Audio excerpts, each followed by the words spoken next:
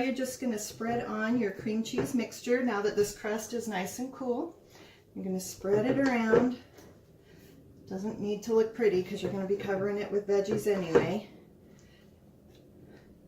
This mixture is the cream cheese, the dry ranch dressing, and a little bit of Miracle Whip, which I know sounds really weird, but trust me, it adds a nice little bit of seasoning to it.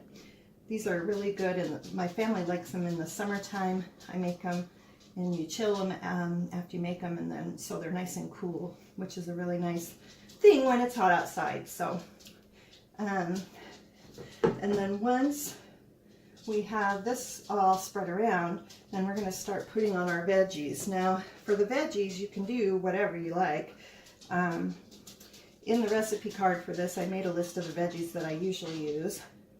Most of this I'm going to put all my veggies on. However, my little camera person is 8 and doesn't like tomatoes a whole bunch. She likes them a little, but she doesn't want tomato on her part. And she also doesn't want cheese on her part. I'm not sure why, because she likes cheese, but certain parts she just doesn't want, which is okay. And that's the nice thing. It's kind of like when you order a pizza, you can do half and half. If certain people in your family like one thing and certain people like something else. There. All right, perfect. So we've got that all taken care of. And now you can start with whatever veggie you want. I use my little veggie chopper to cut these.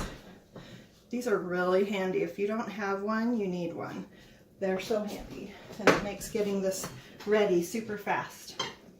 So then you just take and put your veggies on and spread them around however thick you like them. Since I use quite a few different veggies, I just do kind of thin layer of each of them. So these are my carrots. Everybody in the family likes carrots, so we're good there. Now this is some cauliflower that I broke up. It's white, so you won't be able to see it super well, but I like to put some of that on because I'm a big cauliflower fan. Pretty much everybody in our house likes that too. But if you have certain veggies that somebody at your house doesn't like, then just leave them out. That's okay. Or go half and half like I was saying. Then this is my celery. So celery we're going to just mix around, and I love celery. Everybody loves celery at our house. So we're going to go ahead and put that on. And then remember, after you're done making this, you're going to want to chill it in the refrigerator for at least 2 or 3 hours. I often make it the day before if I'm taking it for an event, and then leave it in the fridge overnight. However, if I'm not making it for an event like today, and I just am going to put it in the fridge for the family, I'd be willing to bet this will be gone by tomorrow, because it gets eaten up pretty fast. Now here's a little bit of broccoli. Everybody likes broccoli, so we're going to put that on the whole thing as well. And again, just put them as thick or as thin as you want. It gives some nice flavor, but even the parts that don't have veggie on them will taste really good because the crescent roll combined with the cream cheese mixture is super tasty. Now the tomato, like I said, I'm not going to do on the whole thing because my little person is not a huge fan of raw tomato.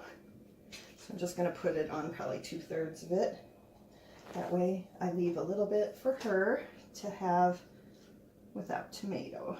But my husband and I love tomato, and we're the only other people in the house right now. We have 6 kids, but they're all adults except for the one holding the camera, so we just have to accommodate her and nobody else right now. And then the last thing, if you want, you can add on a little bit of cheddar cheese, shredded cheddar, which is what I usually do, but you don't have to if you don't want to. She doesn't want cheddar on her part, so I am gonna leave it off of the other side. And that's how you make it. There's your crescent roll veggie squares.